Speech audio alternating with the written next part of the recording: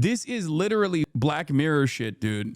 We are living in a Black Mirror universe. This is the most Black Mirror universe ass thing that I can think of. I mean, this was in the last season of Black Mirror. You get a humiliation ritual to get money, and then you take that money and you gamble with it.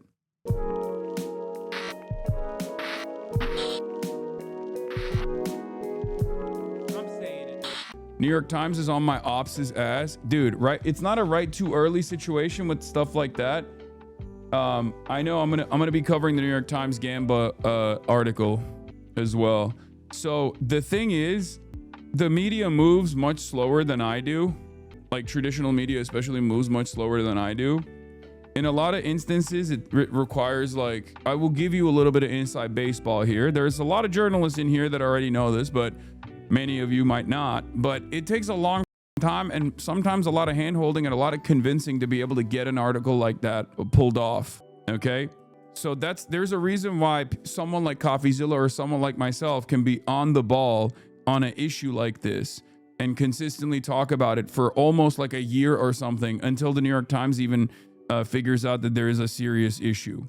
Right. And obviously part of the reason why, like, there's downsides to what we do.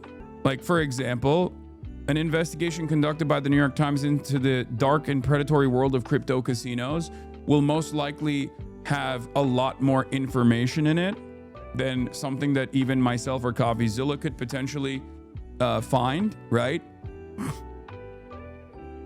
But yeah, but it's the downside is like basically 2 years too late almost, where like these guys have been able to basically create an incredible foothold.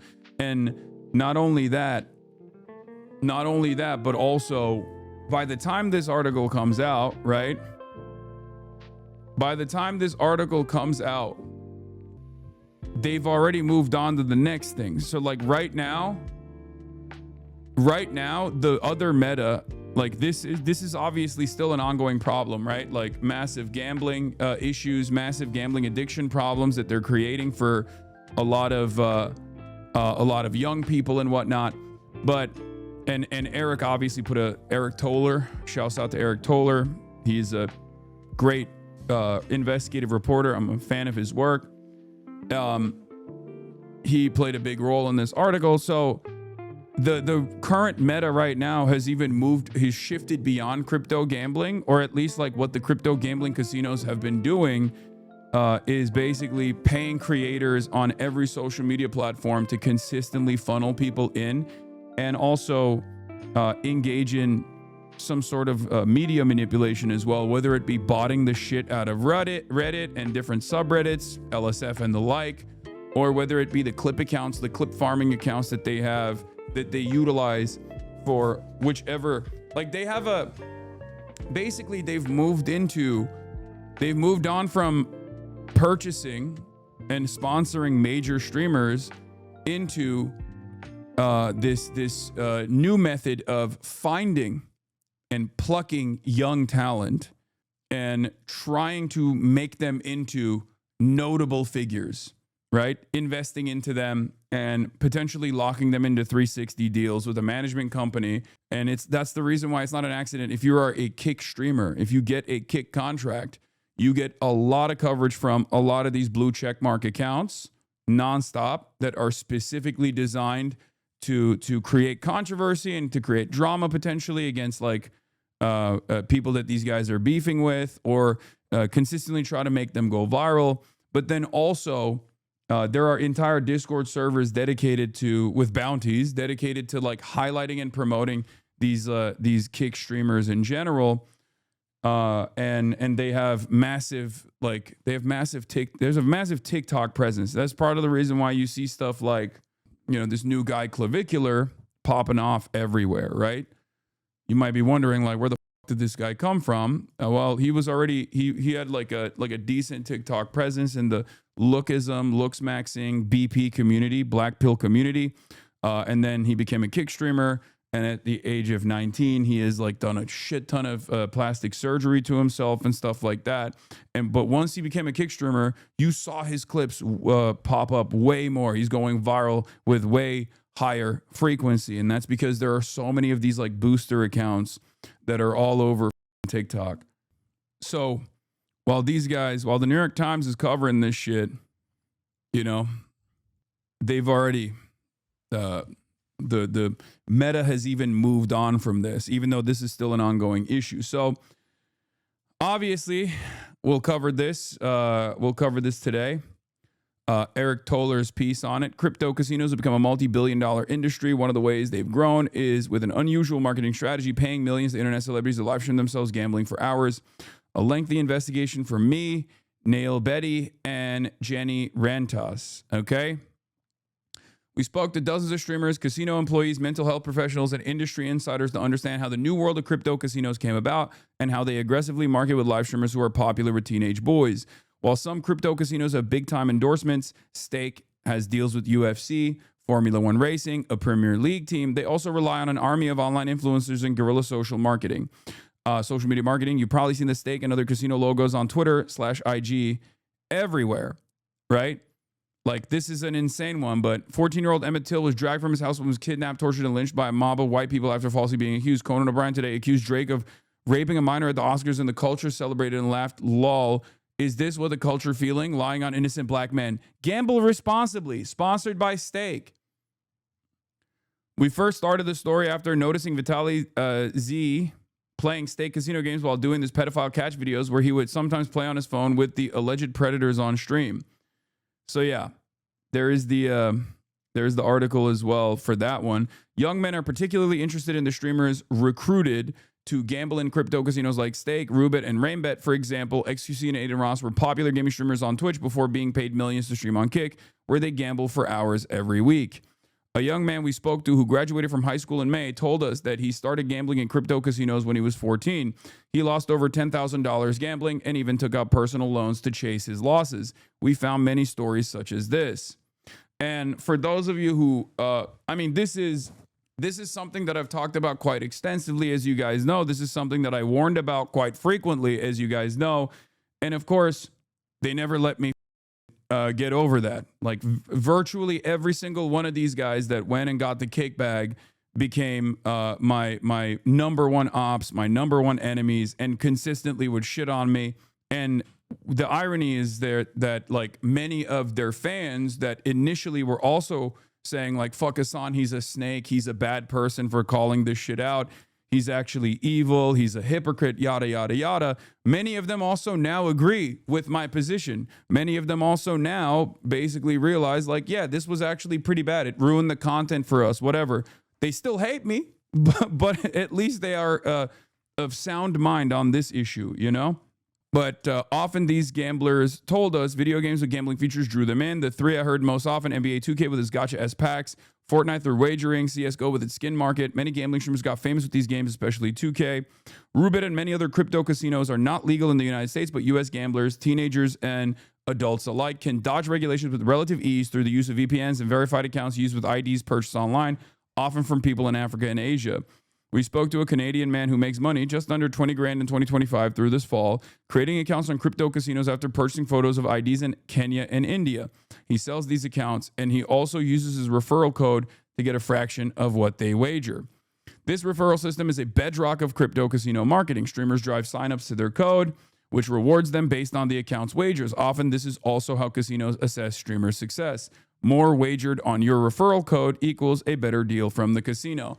And for those of you that don't know how this stuff works, obviously, just like in the world of drug dealing, the thing that matters the most is the whales, okay? Casinos and drug dealers rely on people who are deeply addicted. It's not the, casual gamblers and people like that casinos make money off of. Like someone like myself, I am a casual gambler, okay?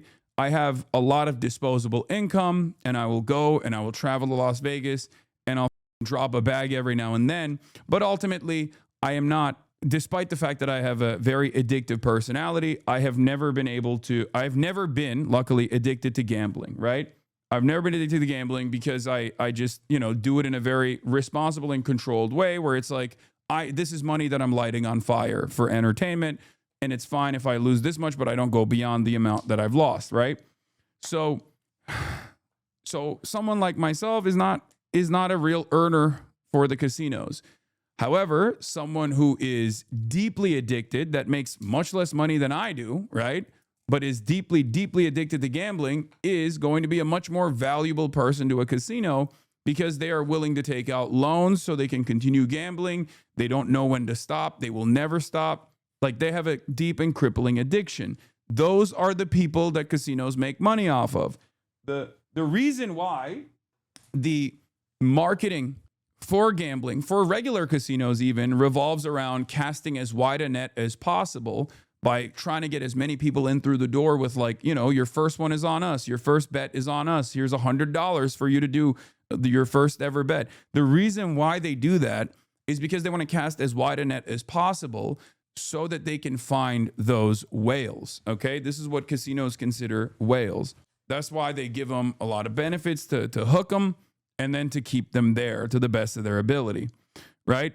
So you can have someone who's super wealthy, who is not seen as like a valuable enough client to make money to the casino, as opposed to someone who is middle class or someone who is poor, that will be a much more reliable outlet for the casino, much more reliable earner for the casino, because they will dump a lot more money than they actually have. So basically, it's a very dark part of the business, but it does revolve around preying on the most vulnerable. And crypto casinos work in the exact same way. If a regular casino that has to be in a physical space requires a shit ton of entertainment to keep people inside of that casino, pumping oxygen, taking away the clocks from the walls, regulating the temperature in the rooms to make sure that you don't know exactly what time it is and you're getting free drinks in the process of gambling, crypto casinos also have to have an entertainment function or a draw to draw you in to the room, right? To the online casino. And that is Kick.tv, right? So that's where Kick comes in. Kick is the entertainment that is supposed to, at the very least, directly bring in new clientele. And if they can't do that on Twitch, because Twitch has banned Stake.com's crypto gambling initiatives and sponsorships, then they have to create their own. That's how we arrived at Kick. I didn't know that. That's good on Twitch. That's so funny that we have people who are in this community that didn't even know that was happening. You know what's really funny about that? There were a couple streamers who were actually very upset about this when some of the top streamers were getting paid a ton of money to do crypto gambling and getting paid. I was one of the streamers. That's what I was trying to describe early on. There is a reason why so many of the people that went to Kick, some of the top content creators on this platform, from Asmongold to XQC to Trainwrecks and all these other people, they all despise me and Pokey specifically as well, because they think that we were the most responsible for that website, or for Stake, the crypto gambling casino, getting banned off of this platform. Yeah. Anyway, so could you explain what would be the difference between Vegas residencies and entertainment sphere of Vegas in general? Easy. Vegas is a physical location. Therefore, that automatically creates a natural barrier of entry for young people to be able to go and gamble. Also, there is a shit ton more regulation in Las Vegas casinos as opposed to a crypto casino that is based out of some island somewhere, some island nation somewhere where there's very little regulation, very little opportunity to very little opportunity for legal recourse. Okay. The other side of the story also is, because I'm not like across the board anti-vices. I've never been that. I'm much closer to social libertarianism when it comes to consumption than an authoritarian when it comes to consumption. That's not a secret. Something that I've talked about quite a bit. I myself have gambled as well, and continue to do so. I don't have that major of an issue, but for me, it's the immediate access that you have on your phone with these gambling apps that makes it infinitely more dangerous. It's the cryptocurrency and the unregulated nature of this that makes it infinitely more dangerous. And it is the direct It is the direct marketing. Because the thing is, you can have a Vegas residency, right? You can have a Vegas residency in a casino, but the person that's doing a Vegas residency in the casino isn't stopping in the middle of their, entertainment session. Like Bruno Mars isn't stopping in between songs. He sings apata apata and then goes, and right now I'm going to go, drop $10,000 on red. You should gamble with me. You know what I mean? Like, that's not, like, even if he's doing that for his own, personal gambling addiction. I know he's not the best example to use here because there was suspicion that he was deeply addicted to gambling. But, like, do you see what I mean? There's a difference between, like, if someone is personally gambling or whatever, that's their own thing, but they're not, like, literally marketing themselves gambling in real time in between their sets. Because that would be the equivalence to... that would be the equivalence to like what, a person getting paid specifically to gamble with the house money to try and bring in more people, into the casino, into the crypto gambling casino. Anyway, from speaking with more than a dozen gambling live streamers, we were able to discern a roughly 4-tiered system to how these deals are structured, ranging from lucrative to exploitative. The most lucrative streamers are those who don't work with referral codes and are signed to massive contracts reaching millions of dollars annually. These are the big names: XQC, Drake, Aiden Ross, and so on. Like most all gambling live streamers, they stream on Kick. Celebrity partners like Drake and Mr. Ross sit at the top. Many of them don't directly earn money from an affiliate program and are instead paid millions to promote gambling on their sites to their enormous fan bases. Almost always, these streamers are famous for things other than gambling and bring their viewers with them, which often include young men, especially teenage boys, to watch them gamble for hours on streams every week. The next tier are streamers making a good amount of money and usually using referral codes. They often make well into 6 figures annually, though their compensation is often negotiated on a month-by-month basis over Discord or Telegram. There are dozens of these on Kick. The lower tier are those with small deals, often a few $100s per stream, done on a fill basis. More on that later in this thread. Depending on where they live, they may or may not be able to make a living on what they earn, and sometimes end up with nothing. The lowest rung are raw, self-funded streamers and those on microscopic fill deals. These are the guys who will bet with their own. Will bet with their own raw cash, hoping to get eyeballs on their stream and parlay that into a sponsored casino deal. The most common question I received with this story was, are these guys usually using real money? Many gambling streamers work with a fill. This is when the casino gives them a set amount in their casino wallet to gamble with. They keep some of it, some or all of it after they stream. A very common structure for a deal: streamer gets $500 a day from the casino, 5 days a week to gamble with for 90 minutes to stream. At the end of the 90 minutes, he keeps whatever is left, whether it's $0 or $1,000, sometimes with caps. Some people get huge fills, others small. For streamers already making money from Kick through their creator program, this gambling money is just cherry on top, complementing their primary income. But for many more, it's their livelihood. And as you'd imagine, many of them often develop destructive gambling addictions. Other streamers we spoke to got what they described as fake or monopoly money deals. They were given money in their crypto casino accounts to play with on the live stream, but it was non-withdrawable. The money is technically real, but they can't get it out of the casino. Some streamers are quite upfront about the nature of their deals and will describe exactly the terms of how they get the crypto they gamble with. If it's real or not, if it's a fill or if it's raw. Others are not quite so honest or avoid the topic when it's raised. This opacity keeps things fuzzy. Are you actually watching someone live? Are you actually watching someone live and die with every bet? Or is it just pure entertainment with no real stakes? Many viewers gravitate towards watching degen streamers, guys with obvious crippling gambling addictions. This authenticity becomes its own spectacle with these guys all over YouTube, from their crash outs and their huge losses. One guy poured urine on his head to get $500 to gamble with, and this led to him getting a relatively short-lived streaming deal with a casino. This is literally Black Mirror shit, dude. We are living in a Black Mirror universe, okay? This is the most Black Mirror universe-ass thing that I can think of. Like, this was in the last season of Black Mirror. You do a humiliation ritual to get money. You get a humiliation ritual to get money, and then you take that money and you gamble with it. Stake and Rubet, the two of the largest casinos, disagreed with many of our findings about their marketing tactics and measures to prevent underage gambling. Stake noted that its collection of sponsorship reflects the high standard to which we operate. In response to the Times findings regarding the industry's tactics, Ms. Fitzgerald said Stake had tools in place to promote responsible gaming and stop underage gambling. We implement stringent checks and use real-time monitoring systems to identify suspicious activity and prevent unauthorized platform use, she said. Ms. Fitzgerald pointed to Stake sponsorship deals with major sports leagues as evidence that it is a well-trusted company. Yeah, they used the money to normalize their existence. They used the money to normalize their existence by purchasing like premium advertisement slots. And then they point to those premium advertisement slots and partnerships to say, what do you mean? We're not we don't have a shitty reputation, right? We are a legitimate company. Jeff Ifrah, a lawyer for Rubit, which is founders based in the United States, said in a statement that the site complies with all laws in accordance with its Curacao license and removes users who are violating its terms. Rubit is proud of their streaming partners and works to promote safe and responsible gaming to adult audiences, Mr. Ifrah said. Other crypto casinos include Shuffle and BC Game did not respond to our request for comment.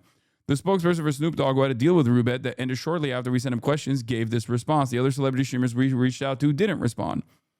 Drake, whose full name is Aubrey Drake Graham, declined to comment for the story through a representative, Mr. Ross, as well as XG and Trainwrecks, whose real names are Felix Lengyel and Tyler Nicknam, did not respond to requests for comment. As a spokesman for Snoop Dogg, who partnered with Rubit, said in a September statement to the Times, Snoop take these issues seriously. He's no longer working with Rubit and has no plans to do so in the future. There's much more about these crypto casinos that we wrote about, including the trouble states have in regulating these sites. Read the full investigation here. Okay? This is so far, this is one of the most comprehensive articles that's been written about this. A very long investigation that took months to put together. And the situation has gotten even more dire. If you guys recall, this was something that I warned about years ago. Okay? This was something that I first warned about. This was something that I first warned about when Stake, the actual casino, came onto the scene, right? It was something that I first said was not the best. And then when Stake was banned, then they went back to the drawing board and they basically developed their own website, which is ironic because they did it with Amazon anyway. They still use AWS, the website known as Kick. And I was punished endlessly for speaking the truth at the time. Punished endlessly, even to this day, with a ton of animosity and hatred. I warned people. I said, this is going to be very bad. A lot of people are going to going to be hurt in the process. But as I've said before, on the one hand, this kind of stuff creates enmity and animosity amongst content creators who are directly getting the bag, getting these big ass deals. But it also even creates a sense of antagonism between content creators who might want to get the bag. Because if there's someone who is a fairly large content creator who is actively saying, no, this is bad, don't do it, all of a sudden it makes other people look bad. So people have to aggressively, like content creators have to aggressively push back on this shit and vilify you. Honestly, feels like the juicer's hyper scrutiny of your whole life now is all tied back to your criticism of stake and gambling. It's part of it. Yes. That's what's so funny about it, is that is a major part of this problem. Yes. Does CNN partner in Kalshi also legitimize stake, even though I don't think Kalshi is crypto? Yes, it does. It absolutely does. I was going to say that this environment has gotten even worse. This environment has gotten even more dangerous. And it ties back to something I talk about quite a bit with hustle culture and Sigma grindset memes and things like that, where people only care about hustle. People only care about the hustle. People only care about making their money, getting the bag. That is the highest priority. And it's like average people that aren't actually getting the bag in this process, but are simply riding for their favorite content creators who are actually getting the bag in the process. And the watchers are actually getting over in the process because they might develop crippling gambling addictions, lifelong crippling gambling addictions, are without realizing, advocating for this shit and defending this shit, even if it harms them. Okay? And unfortunately, things have gotten completely out of control, especially with these prediction markets, right? Which is gambling by a different name. Kalshi is another one that recently sponsored CNN. There's a partnership with CNN now between CNN and Kalshi. And it's really fucked up. On the sports betting side, it's completely out of control. That's why you have like ESPN doing, betting segments. Do you think you contributed a little to the gambling problem by displaying your winnings in the horse races? It might incentivize people to try and gamble. No, dude. No. Okay? No. There is a difference between experiencing horse betting one time in Hong Kong, what it's famous for, or even going to Vegas one time in a live stream versus getting literally paid by a casino. Are you brain dead? What is this hypocrisy baiting, dude? No, that person is not. That person is not the woker. That person is not actually here with a sincere demand. That person is here to say that so they can clip my response and go, Hasan is actually a hypocrite. That's the difference. That person is concern trolling so that he can get a clip off and post it on Reddit, partially either working for free for a website like Kick or doing it for money. Okay? This is what it is. This is unironically what I was talking about with respect to like how you can't even have a serious conversation about this shit without people immediately turning around and being like, well, you have also contributed to this as well. It's like, dude, one guy we're talking about has gotten $100 million to do unrestrained crypto gambling directly on the crypto gambling casino website.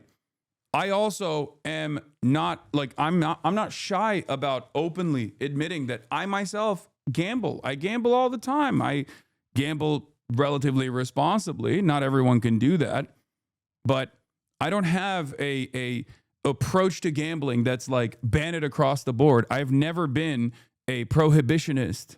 Okay. The difference is I don't get paid to gamble and I don't promote gambling in general. One of the biggest issues here is the accessibility. I don't know why this is like difficult for people to comprehend. The accessibility and the lack of regulation surrounding this stuff is the major problem. Okay? Like how many people am I going to influence to fly out to Hong Kong so they can also go and horse bet? This is how some people get doped up and they lose control because of how good it feels to gamble. Yeah. And if you think that a creator of my size has not been approached on numerous occasions to actively promote gambling, you're delusional. Of course I have been, with massive contracts, more money than people will make in an entire lifetime. I say no to them because I think it's inappropriate to do so. Once again, I am not and I will not be in favor of prohibition. I am in favor of regulation. Okay? I'm not in favor of prohibition. I'm in favor of regulation. The issue that I have with a lot of these new initiatives is that it makes it endlessly accessible, not only just for children, but just endlessly accessible in general. If you can gamble on your phone, it makes it infinitely harder to combat. It makes it infinitely harder to deal with. Anyway, so hidden crypto casinos like BoxGG are hiding their gambling behind Pokemon cards. Kalshi CEO squirming. Why did you guys make Donald Trump Jr. a strategic advisor? We have a lot of advisors, and they span across the board, across different functions. But really, this is all about growing this industry, the prediction market industry that a lot of people really believe in. What kind of advice does he give you? So it really is, again, about growing prediction markets, you know. Yeah. The advice he gives, you is how to get around any sort of what remains of the regulatory, what remains of regulation. Here, look. There's always someone who is a gambling addict that has not encountered gambling yet. Okay? And they know that. Hasanabi reacts to Twitch needs to stop gambling streamers by Ludwig featuring XQC. Wait, let's take a look at your YouTube videos really quick. I lost $50,000 in Vegas and made money. How I stole $100,000 from Mr. Beast. No way. You're a gambling addict? I am so shocked, dude. This is, wow. You know, it's really a hidden addiction. You know, it really is one of those hidden addictions that you just never foresee. Like when you're a content creator and then you do a poker tournament on your page. Yeah, you really think you know a guy, and then they come out with a video and say, anyway, this era, is he looking at my video? Did he crop me? Did he put me? Are you serious, dude?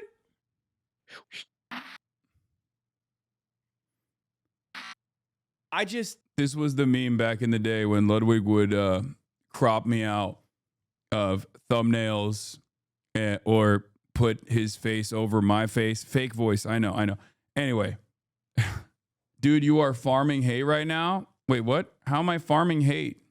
Hasan, don't talk about Israel. You're farming hate. Hasan, don't talk about the dangers of crypto gambling. Something you've talked about for years. You're farming hate.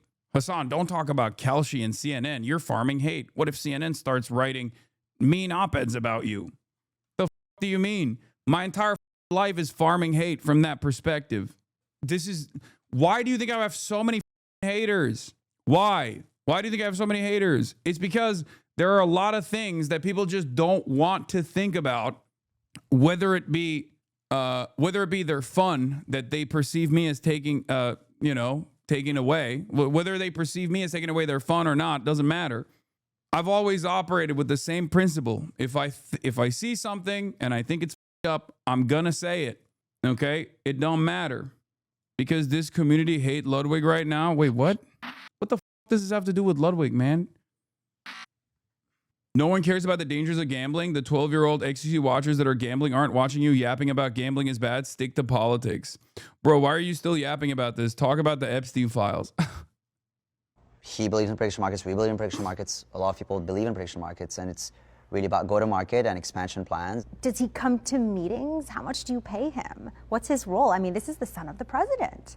We have a lot of advisors, and whether it's our investors, whether it's people that we really trust and respect. Whether He's not just any advisor. He has a direct line to the White House. We have a lot of advisors. Why? Yeah, great response from this guy. Anyway, the whole point is gambling is the gambling addiction out of all the other addictions has the highest rate of suicide. Okay? A lot of people don't understand what the actual addictive nature of gambling is. It's not about winning. It's about the predictive element. It's about waiting to see whether you won or lost. That's when your dopamine spikes. Okay? And in this day and age where people are in desperate financial circumstances, they unfortunately see this as like an opportunity for upward social mobility, especially because there is no normal method of upward social mobility that is accessible or even exists. Okay? There is none. You can't get a regular 9-to-5 job and work your way through the corporation and get a pension, get a wife, have children, white picket fence home, and just live out the rest of your days happy, surrounded by friends and family with hobbies. That's not a real thing. You're stuck in a shitty ass dead end job. You hate your boss. You know you're never going to retire. You know you're never going to be able to own a home. So you take like the crumbs that you have on the side of disposable income at the end of the day and dump it into this thing because you think, well, maybe I can make it. In the absence of alternatives, that looks like a viable route.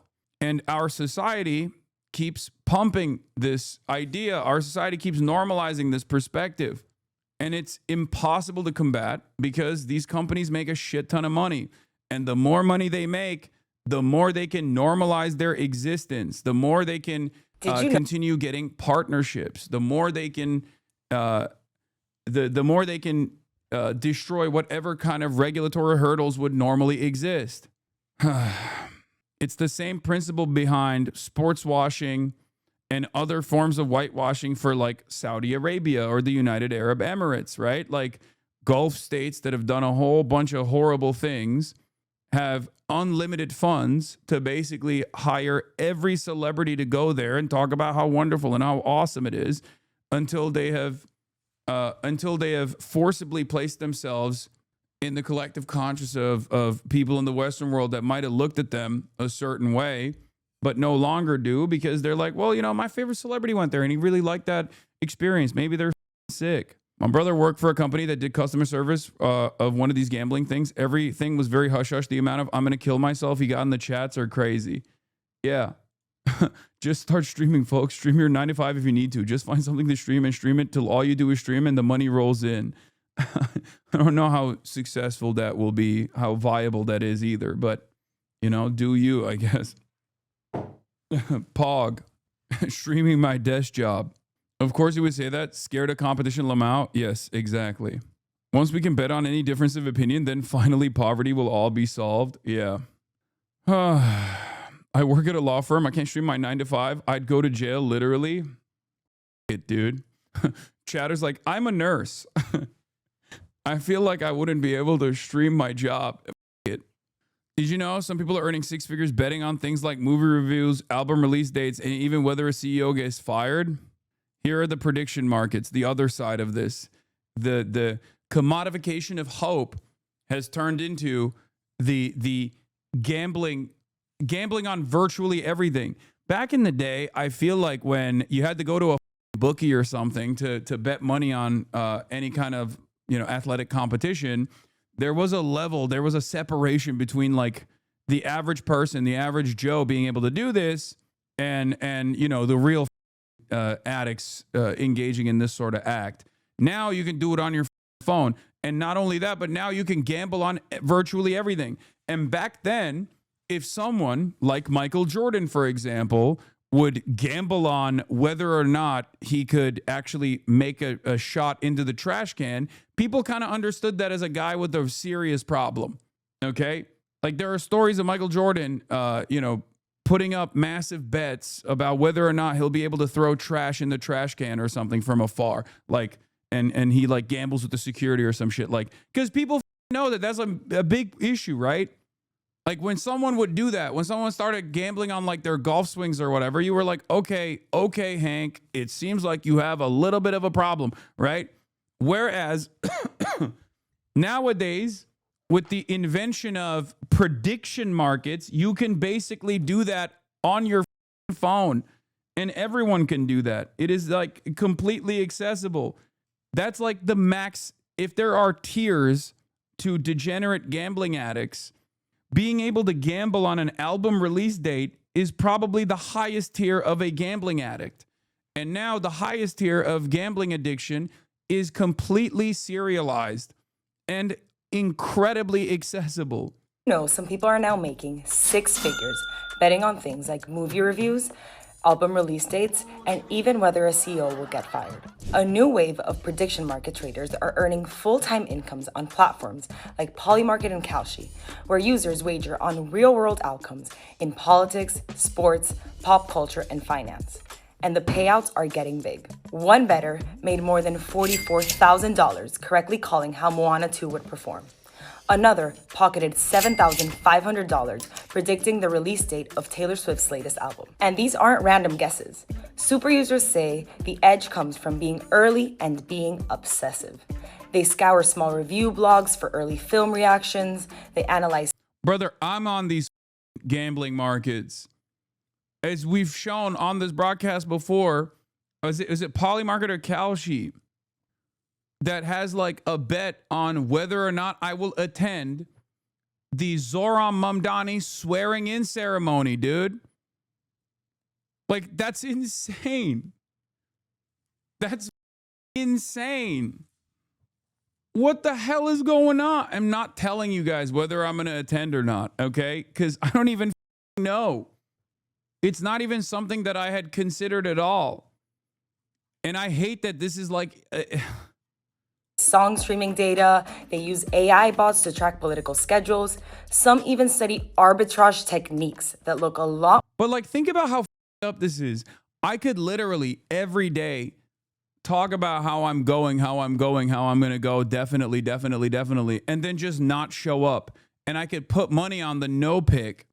I could dump a shit ton of money on the no pick and then make money off of my audience thinking that they're going to actually win and win big.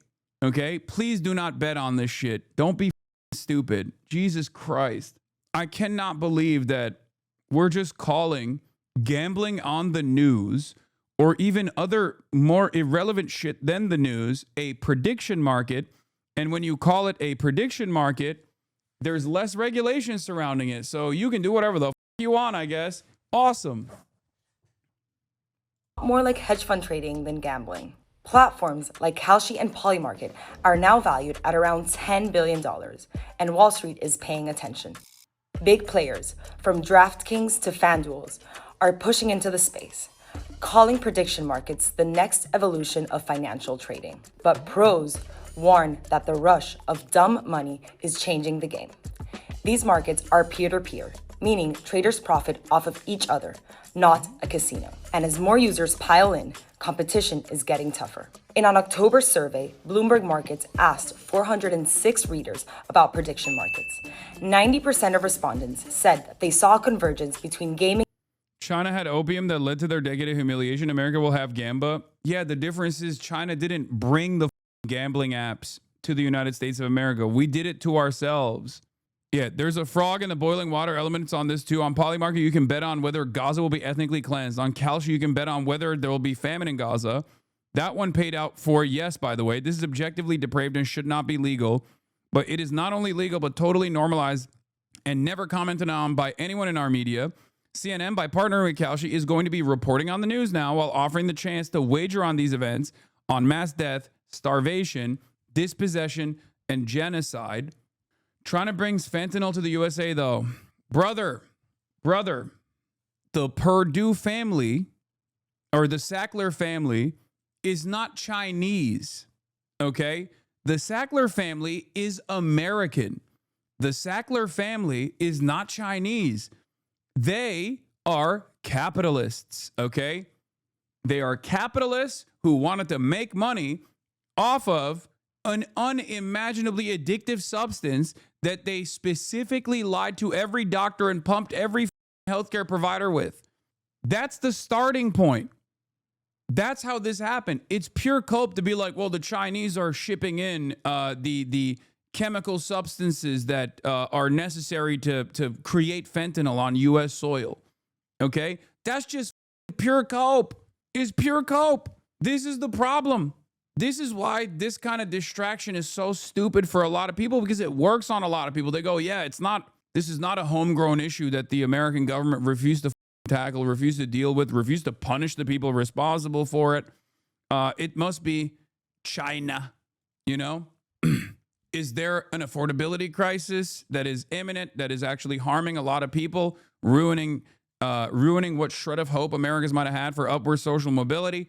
Nah, it's the Guatemalan migrants. A lot of people who think that they're free thinkers don't realize that they're blind sheep.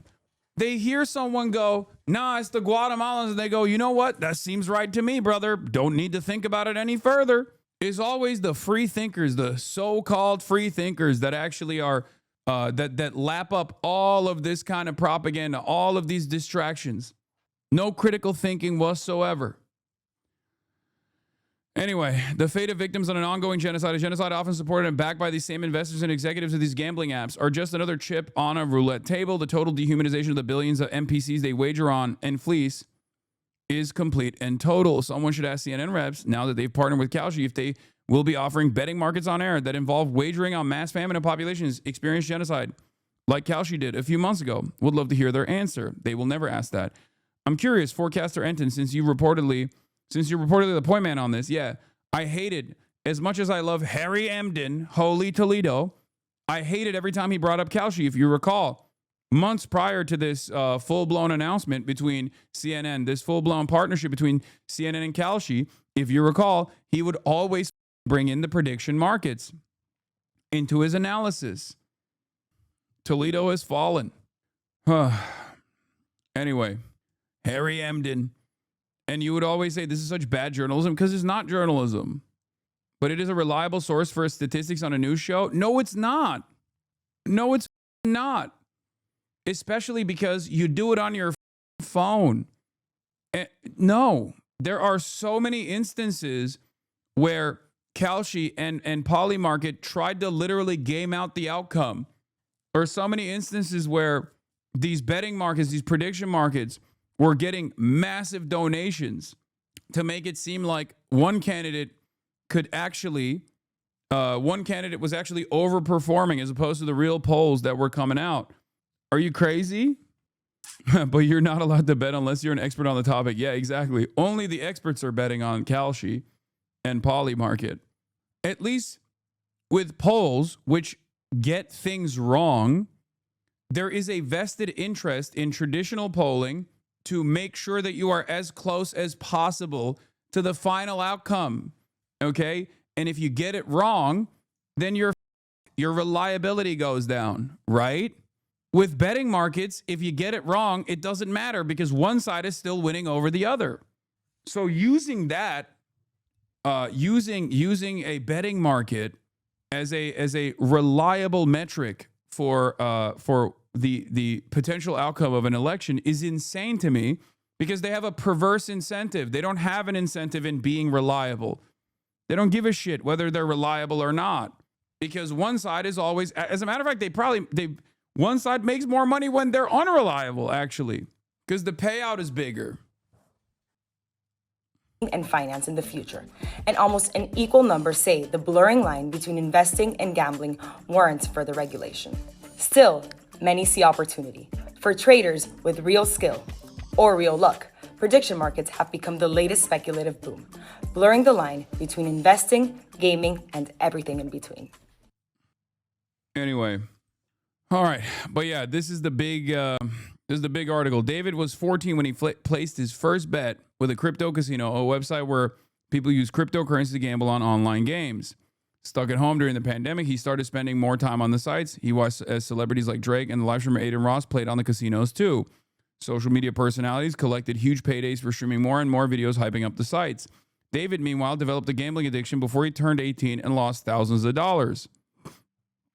David and many people like him, young and chronically online, have been enticed by crypto casinos, an expanding realm of online gambling where long-standing guardrails are often ignored. The sites have spread across social media, taking advantage of the borderless nature of the internet.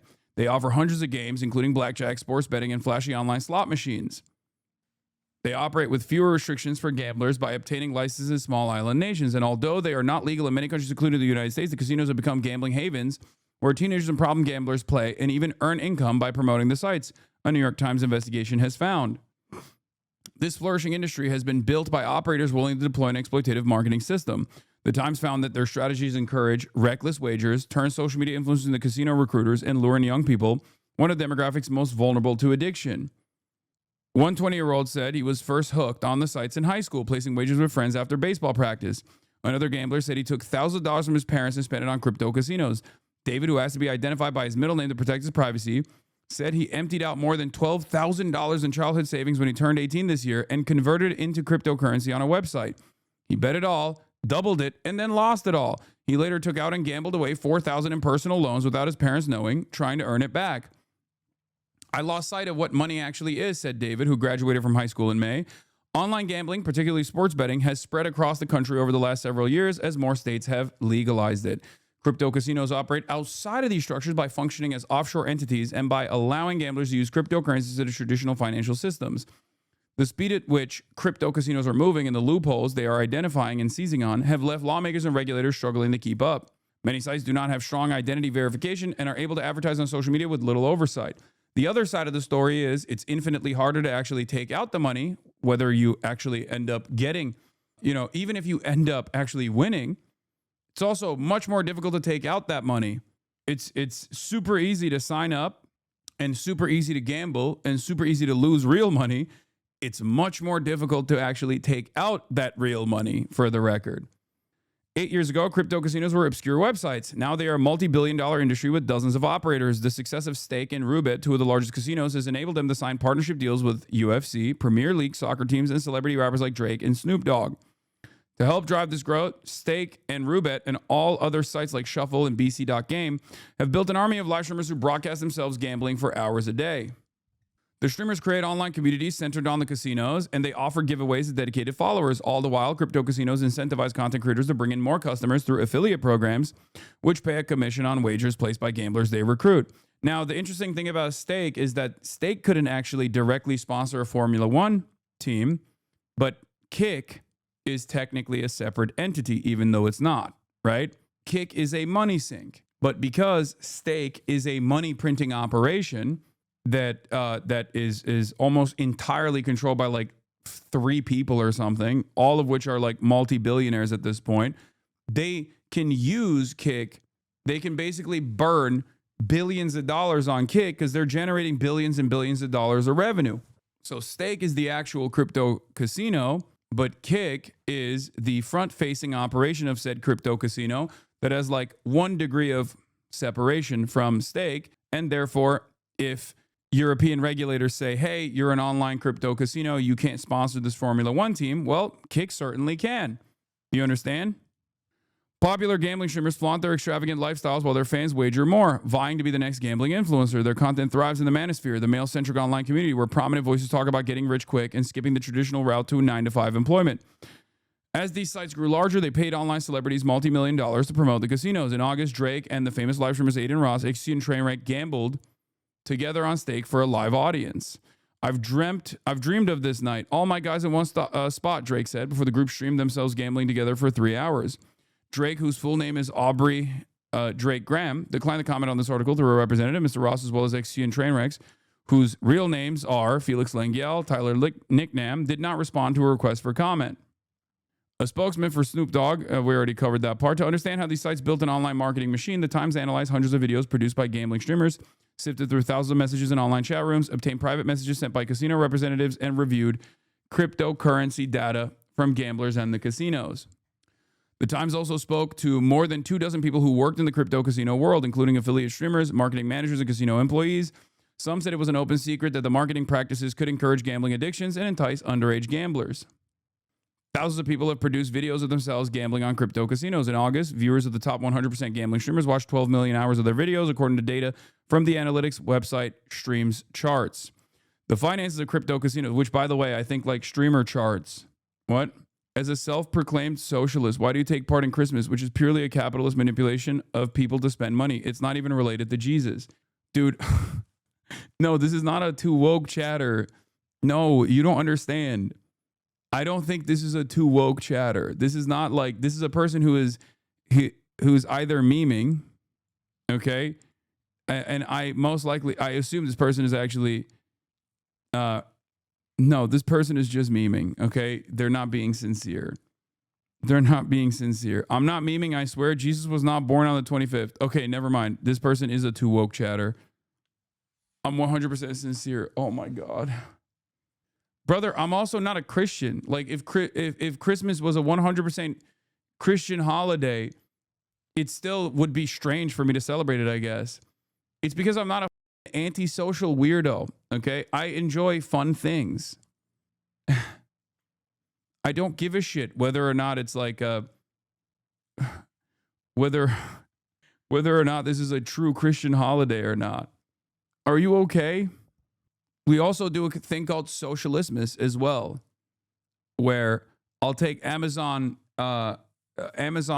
wish lists of chatters and I'll fulfill them as Santa Claus, you know? Also, yeah, I'm waging war on Christmas as well. I'm turning it into socialismus. Anyway, I do like that that's the extent of but why is it tied to spending? What do you mean? Americans have made commodity consumption a formative aspect of every holiday. It's awesome. I like that. I'm not shy about saying I like that. I enjoy it. I think it's fun. Okay? Because I'm not an insane person, I guess. An insanely antisocial person. let's not be, oh my God, he's still debating this. Let's not be naive. They 100% try to shell products and spending down our throats for a holiday that is made up. Yes, chatter, that's the whole point. Why the f do you think there's a concept called Black Friday right after Thanksgiving? All of this revolves around spending, okay? And the answer to you is because it's fun and that you should be able to enjoy things and not be a weirdo. What the hell? Socialist, by the way. Exactly. Socialism means no fun. You must live a boring, ascetic lifestyle. Anyway.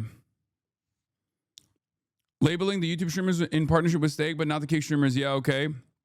Yeah, this is Stream Charts, I guess. Top streaming analytics site Streams Charts has begun attaching in partnership with Stakes to unaffiliated streamers in their 2025 recap. Ludwig, Valkyrie, iShowSpeed, and several others appear on the site, labeled in partnership alongside the illegal online casino. That is insane.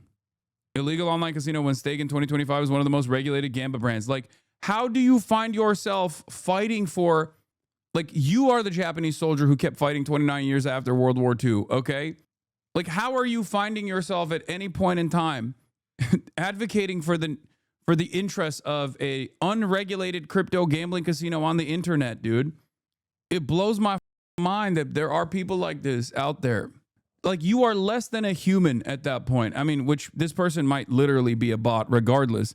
But like, this is crazier than people who lose their minds at the fact that like a major multi-billion-dollar corporation might actually have a lower profit margin if workers decide to unionize or something. You know what I mean? This is even more insane. Like, you have no, like, what is the brand loyalty that you're demonstrating towards a cryptocurrency casino on the internet? It makes no sense.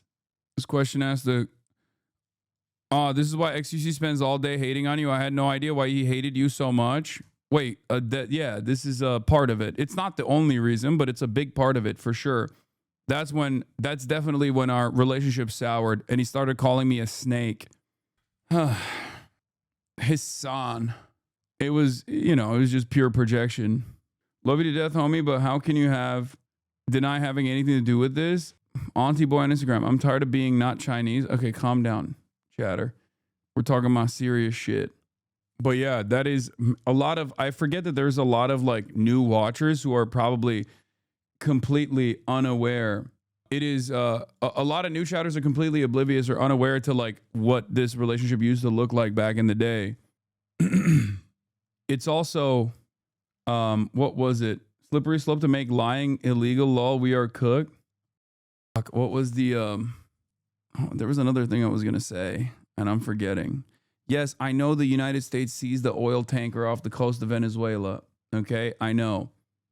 There was another thing I was going to say. Oh, something that XQC even admitted the other day on Twitter, like a while back, was basically like that all the streaming space fell apart because of all this drama, right? Like that was because back in the day, all the streamers were close friends with one another, you know, and not like fake. Straight up, we would hang out off camera.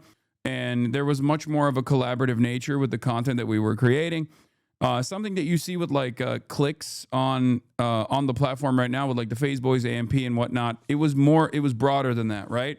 And yeah, I mean, we used to do like shit camp. This is a great example of this. Like all of these content creators, many of which now like you'll be shocked to see next to one another. Is this a hot dog? Many of these content creators that you will never, see next to one another used to collaborate with one another with regular frequency all the time. And basically XQC admitted that like the reason why the streaming space fell apart is because Pokey and Hasan came after gambling on the platform. Like he said something along those lines on Twitter. Like he admitted that. And it's like, how is that not a ridiculous admission? How is that not an admission of guilt personally? I can't recall where it was, but he says, I remember seeing something like that on him posting something like that on Twitter when people were talking about like how the streaming space fell apart and how everybody started like arguing with one another and there was like a shit ton of drama. And he was replying to Pokemon's drama tweet. Oh, okay. It was something along those lines. Do you guys have it? If you could send it to me. I'll pull it up. But he said something along the lines of basically saying like Pokimane is directly responsible for drama blowing up on the platform. And the reason why, drama blew up on the platform is because Pokimane and Hasan or some shit like that came after gambling on the website. It's like, wow, sorry. Yeah. I guess everybody deserved being thrown under the hate train because they dared question whether or not it was appropriate.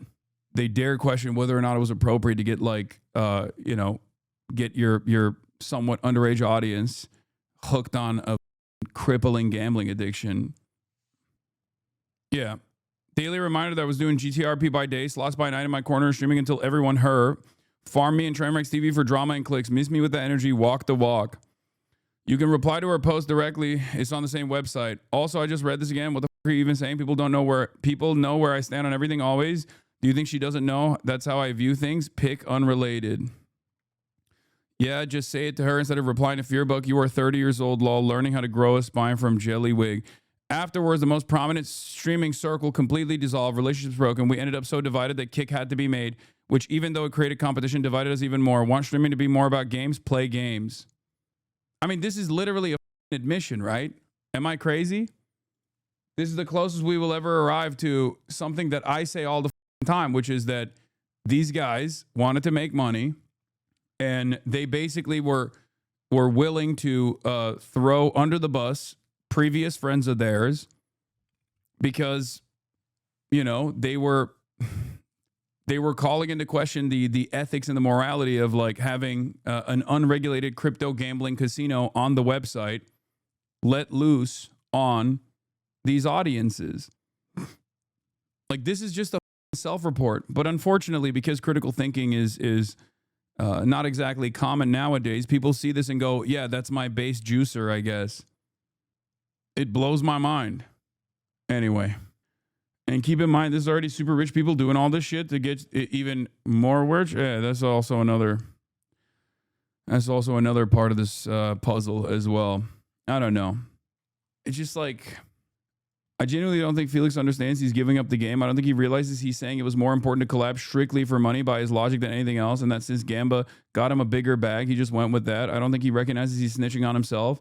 I don't think he's snitching on himself. He recognizes he's snitching on himself, but I think his audience also doesn't recognize that he's basically taking, he's admitting to responsibility on like why the streamer space fell apart. In his mind, he thinks, I'm a good guy. Of course, I'm going to take the gambling money. What the fuck are you talking about? And all the people that are criticizing that are bad guys. I was also still fairly understanding of like the development of Kick at the time as well. I just had a lot of concerns. I had a lot of warnings for both XUC and Trainwrecks. Many of those warnings became reality when we found out that, when you have an unmoderated platform, you end up having people who distribute and disseminate CSAM, for example, child sexual abuse material, and a whole bunch of other nonsense on the platform, right? But of course, there's no reward for being right, especially being right too early. The finances of crypto casinos, private companies licensed outside the United States, are not public. Stake told Forbes it earned $4.7 billion in gambling revenue in 2024, more than MGM reported earning from casino games at all of its Las Vegas properties. Stake would not comment to the Times about its finances. Some of the largest crypto casinos are finding new ways to navigate global legal landscape to bring in more customers. While Stake's original crypto casino, Stake.com, is licensed in Curacao, it later created additional platforms in more highly regulated countries like Italy and Brazil. In the United States, Stake started Stake.us, which it says legally operates in most states. It circumvents the need to obtain a gambling license by calling itself a social casino where players use virtual currency instead of real money. But ongoing lawsuits, including one from Los Angeles City Attorney, argue that Stake.us still functions as a casino by allowing players to purchase the virtual currency and withdraw it as cryptocurrency. Audrey Fitzgerald, the head of global communications at EasyGo, the Australian company behind Stake, said, Stake.us rejects the allegations in the Los Angeles lawsuit. She said Stake no longer saw itself as a crypto casino business because of its expansion into markets that accept only traditional currencies. Many U.S. gamblers who spoke to the Times say they still prefer Stake.com and were willing to mask their location to access it from the United States. In response to the Times findings regarding the industry's tactics, Ms. Fitzgerald said Stake had tools in place to promote responsible gaming and stop underage gambling. We implement stringent checks and use real-time monitoring systems to identify suspicious activity and prevent unauthorized platform use, she said. Ms. Fitzgerald pointed to stake sponsorship deals with major sports leagues as evidence that it's a well-trusted company. Yeah, it's like we have so much money that we can actually purchase legitimacy, and then we can use the purchased legitimacy to say we're legitimate. That's sick. But that is how it works. Jeff Ifra, a lawyer for Rubit, which is founders based in the United States, said in a statement that the site complies with all laws in accordance with its Curacao license and removes users who are violating its terms. We already covered that part. Because their brains are still developing, teenagers and young adults under 25 are a demographic at high risk of developing addictions, according to experts who study gambling problems. It's impossible to know how many minors are using crypto casinos. The sites themselves do not have accurate information because the customers use false identities. And there isn't substantial research or data on the topic, the experts said. Still, mental health clinicians who work with young people see signs that the problem is growing. Matt Missar, a gambling counselor at the Better Institute in Pittsburgh, said he had seen a few dozen patients between 16 and 26 years old in recent years, and most of them were gambling on crypto casinos. They're watching these streamers, and these streamers are winning their bets, Mr. Missar said. They have this false notion in their head that it's just a matter of time until I hit it big like Drake did, or like Aiden Ross did. Nancy Key, a therapist based in New York who sees patients with online addictions, said she has been treating more young adults with gambling problems over the last few years. They develop anxiety, she said. They're not sleeping, they're not sleeping, they're dropping out of school. They're thinking that their career is going to be like this.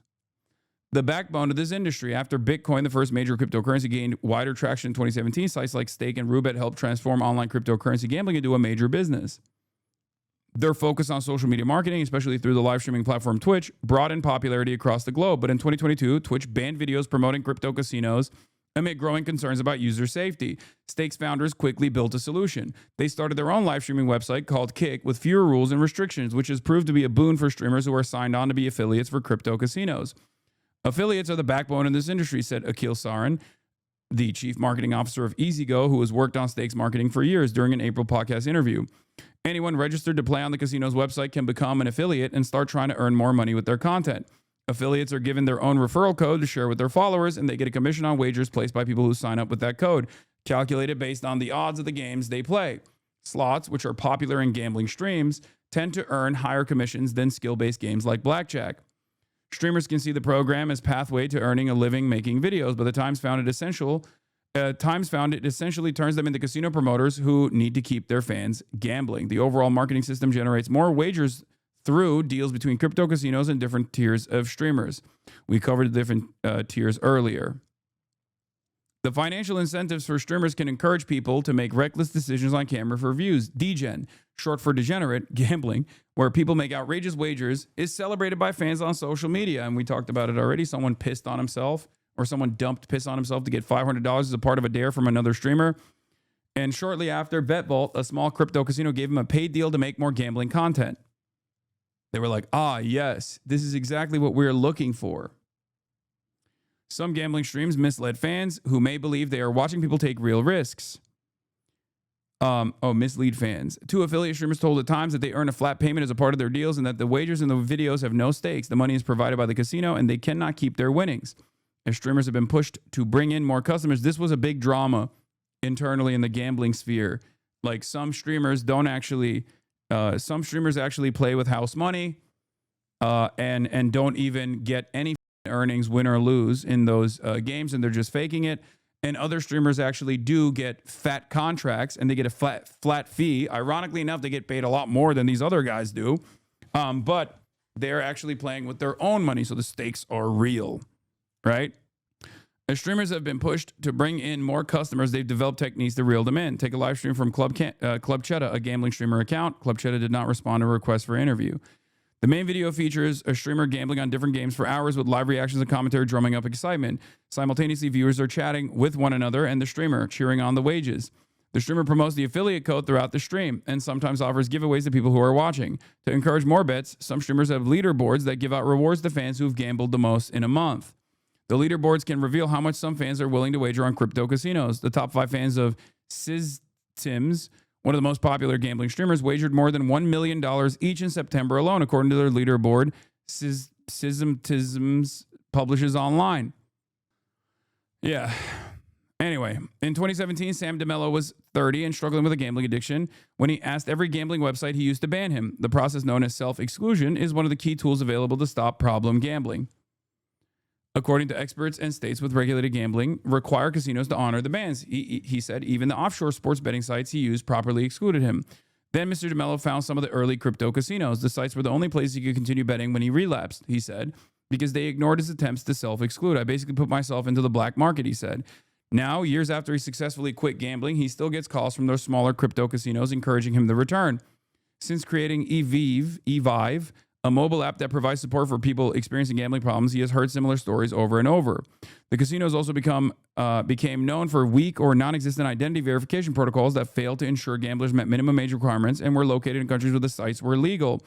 A study conducted in 2022 found that 37 out of the 40 popular crypto casinos did not require proof of identity before accepting monetary deposits. They do require identity when you are taking out the money, however, and that's the point. It's very easy to lose money on these websites. It's very difficult to get the money back if you actually win. Gaps in the oversight system have created new markets where people sell verified crypto casino accounts registered with false identities, according to messages reviewed by The Times. One Canadian man who spoke to The Times said he made more than $18,000 this year by creating accounts using real IDs collected in India and Kenya and providing them to gamblers, most of whom were in the United States. The man who shared photos, IDs, and financial details with The Times requested not to be named because of the illicit nature of this operation. Before he turned 18, David, the young gambler who emptied out his savings, participated in streamer leaderboards and chat rooms. He gambled with a false identity on multiple casinos, including Stake and Roobet, and had a private VIP host from Shuffle offering him rewards. The Times spoke to several US-based affiliate streamers who can broadcast their illegal gambling sessions on crypto casinos. In one case, a Stake representative helped a Texas-based streamer sidestep his identity verification to stream from the United States, according to private messages The Times reviewed. Our terms of service bar our Stake.com affiliates from operating in or targeting users in restricted regions such as the U.S. The reason why, by the way, before Stake.us was implemented or created, that's the reason why a lot of these guys would fly to Mexico or fly to Canada. If you remember, like a lot of these guys, XQC included, would literally just like travel to other countries where there was less regulation around this sort of thing. Some of them straight up moved to those places permanently. In their quest for growth, crypto casinos also spent millions recruiting YouTube personalities and Twitch live streamers whose initial fame came from playing video games and filming pranks for young male viewers. For example, Steven Delonardis, known as the prank video star Steve Will Do It Online, signed a deal with Roobet to live stream himself gambling on the website. Mr. Lengyel, XQC, one of the most popular video game streamers on Twitch, signed a 2-year exclusive deal in 2023 worth up to $100 million with Kick, the streaming platform created by Stake's founders. Recently, Mr. Ross, who started streaming video games as a teenager, claimed to his viewers that he earned $100 million by signing a new partnership deal with RainBet, another crypto casino. RainBet did not respond to questions or confirm the details of the deal to The Times. In 2020, Aiden Ross first gained online popularity on Twitch by playing video games like NBA 2K. In 2022, in the years before Twitch banned crypto casino games, Mr. Ross started streaming himself playing casino games on the site like Stake. 2025, for the last 3 years, Mr. Ross has streamed himself gambling on crypto casinos on Kick. Some crypto casinos have even worked with streamers who were under 21. Duel, a new crypto casino that started this year, was promoted by Neon, a young social media celebrity who first made a video as a preteen and now has more than 250 million views on YouTube. Neon, whose real name is Michael Rafik, made promotional gambling videos in July when he was still 20 and appeared to be streaming from his home in California, where the online gambling is illegal, according to The Times analysis of his streams. He said in a video that he had a contract to stream himself gambling. In one stream, he told his fans, "I remember when I was a 17-year-old kid gambling every day. It was so much fun." Duel and Mr. Rafik did not respond to a request for comment. "You're having a largely unregulated, largely Wild West kind of approach to advertising," said Joshua Grubbs, an associate professor at the University of New Mexico who studies online addictions. Addictive behaviors are normalized, and streamers like Mr. Ross and Mr. Rafik have admitted during their videos to having gambling problems. I lost every dollar of crypto. When I was 17, I had like a crippling gambling addiction. I was sports betting like $100K a day, and I lost it all. The absence of guardrails means that disproportionately large number of people are going to develop problems, Mr. Grubbs said. Even though crypto casinos have existed for years, regulators around the world have struggled to control them. In the United States, gambling is mostly regulated at the state level with different laws in each state. Online casino games are legal only in 7 states, and none of them allow gambling with cryptocurrencies. But the fragmented regulatory system and outdated laws have left authorities slow to react. The young people who use the sites, on the other hand, have become increasingly sophisticated. They use virtual private networks or VPNs to hide their locations, and they are well versed in social media networks where illicit activity is encouraged. So the thing is, having this administration, which is seemingly the most open-minded to transparent graft, right, is probably the best bet that these guys are ever going to make. Watch out. No. It's probably the best opportunity for websites like this to gain complete legitimacy in the United States of America, because all it takes is to get Donald Trump's ear. That's it. So that's the other side of the story as well. We have a president that is doing crypto rug pulls himself personally, that's pardoning other cryptocurrency criminals personally because they're investing into his cryptocurrency rug pull. So do I have any confidence that the administration, this administration or any other administration, is actually going to try to put a stop to this incredibly profitable business that is generating billions of dollars of revenue? Absolutely not. The kids are much more technologically advanced than the lawmakers and the researchers that are trying to provide stopgaps or controls for them, said Miss Key, the New York-based therapist. XQC Chat says they love you, lol. I'm surprised to hear that. I feel like that's the last time I heard that from XQC Chat was, before he went to kick.tv. There was a time when it was like that. Anyway, some U.S. states have taken action to disrupt crypto casinos and other illegal gambling websites. The Michigan Gaming Control Board said it had sent more than 100 cease and desist letters, including one to Stake's U.S. operation, Stake.us, to stop allowing gamblers from Michigan to use the site. But the ability of state regulators to crack down on these sites is limited, especially because crypto casinos are licensed overseas and use cryptocurrencies. Many of the smaller sites don't have an actual address or a point of contact. Legal experts said certain states have laws banning advertising of illegal gambling, which could be used against crypto casino streamers based in the United States. So far, no regulatory action has been taken against them. For the record, I don't hate anybody. I don't hate XCC. I don't hate anybody.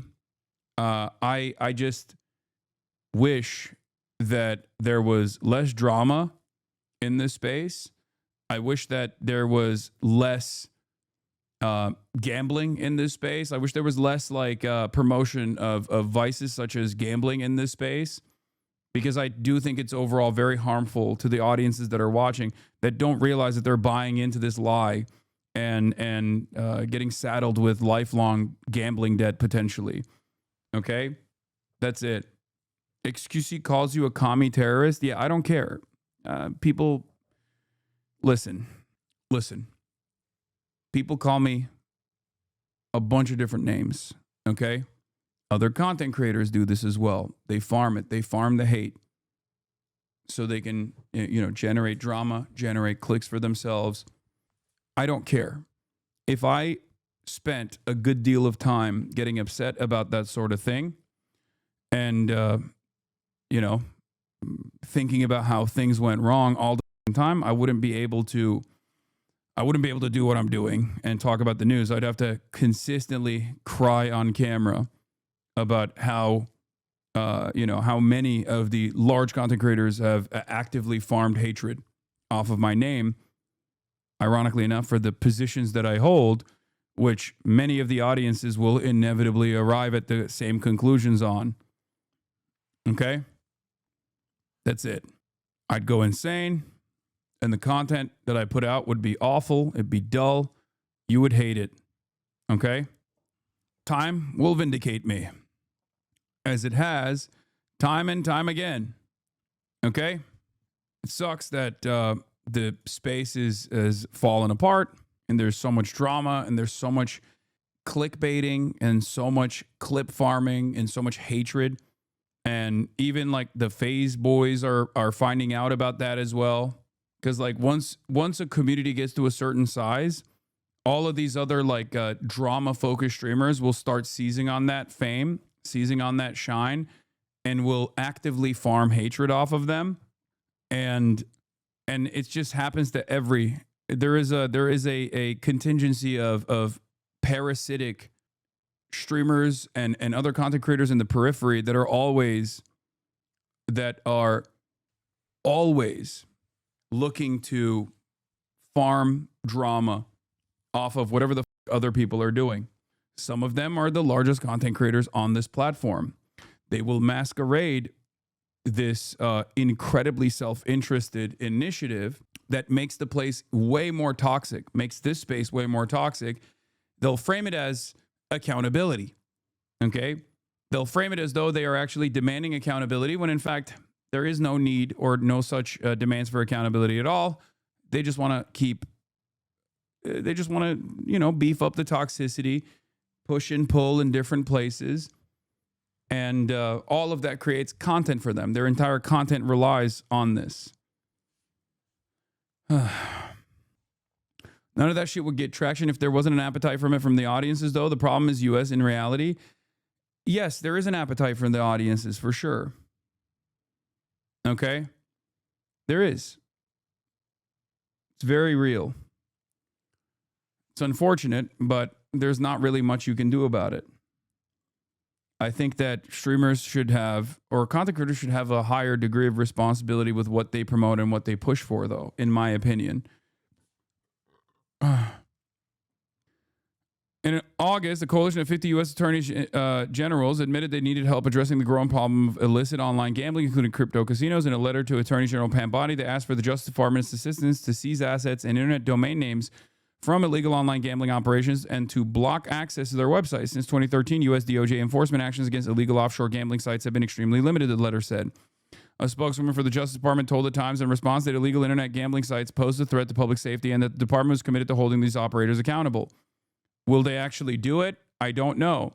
If they actually even initiate some sort of legal response to these crypto gambling casinos and websites and whatnot, I suspect that they will very quickly nip it in the bud by cutting the middlemen and going directly to Donald Trump, who, as we know, is very pliant when it comes to people giving him money. One of the most openly corrupt administrations of all time. If you recall, Adin Ross and XUC personally promoted Donald Trump as well, so there is already a direct in that regard on kick.tv. So Donald Trump is a man who will return that favor. Robin Singh, the team leader for the Queens Problem Gambling Resource Center in New York City, said the virtual nature of social media videos easily outpace the awareness efforts. We can't keep up with the most popular streamers that are on the internet, Mr. Singh said. That's the problem. Unfortunately, that the issue spreads way faster than the solution does. And that is the long-ass article that I just read from the New York Times, a month-long investigation that came out on the dangerous nature of crypto gambling casinos inside the dark and predatory world of crypto casinos.